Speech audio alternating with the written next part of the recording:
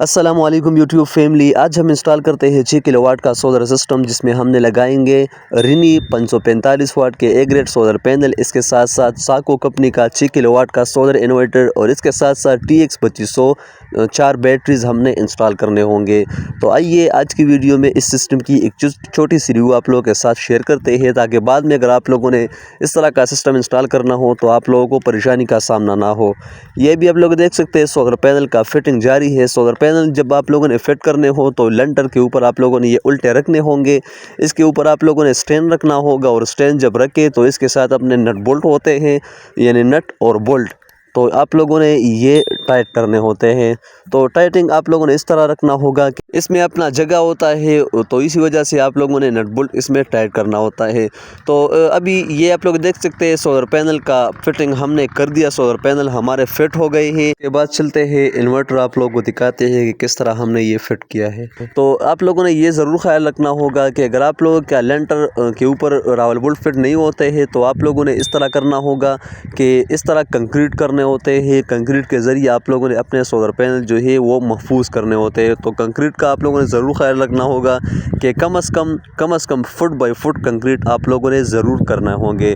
ये हमारे solar panel fit हो गई है। इसके बाद अभी हमारा वायरिंग का मरहला आता है। तो जिस तरह आप लोगों को पता है कि ये 10 सोलर पैनल है, तो हमने इन्वर्टर को डुअल स्टिंग देने होंगे, मतलब 5 सोलर पैनल अलग सीरीज़ में करके 5 सोलर पैनल अलग में सीरीज़ में करके वो फिर हमने पैरेलल में करके इन्वर्टर को हमने देने होते हैं। तो ये अभी आप लोग देख सकते हैं वायरिंग हमारा अभी कंप्लीट हो गया है। सोलर पैनल हमने सीरीज़ में लगाए हैं। तो सीरीज़ कनेक्शन इस तरह होती है कि मतलब एक सोलर पैनल का प्लस और दूसरे सोलर पैनल का माइनस आप लोगों ने इकट्ठा करके वो सीरीज़ कनेक्शन होती है।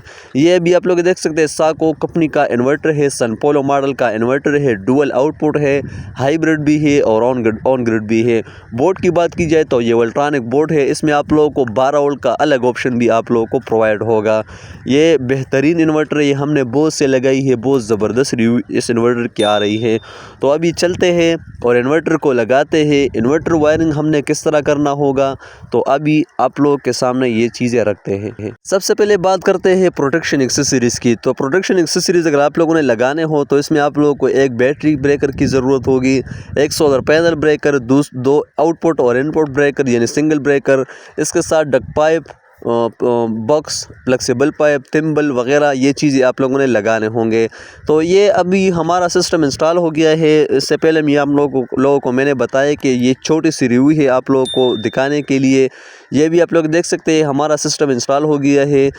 इसके साथ हमने 4 बैटरीज लगाई है, इन्वर्टर लगाए हैं, सोलर पैनल वगैरह हमने सारे फिट कर दिए हैं।